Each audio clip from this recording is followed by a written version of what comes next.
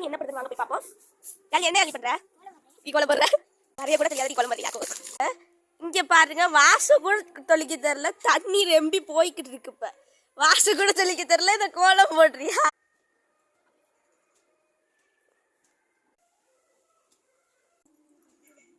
என்ன யாழி பண்ற? கோலமா போடுற? போட்ட கோலம் மேலே போட்டுட்டு கோலம் போடுறேன்னு சொல்ற.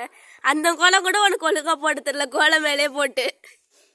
இங்க பாருங்க, இங்கெல்லாம் எப்படி போட்டிருக்கா, இங்க மட்டும் 3 மட்டும் தப்பா போட்டிருக்கா.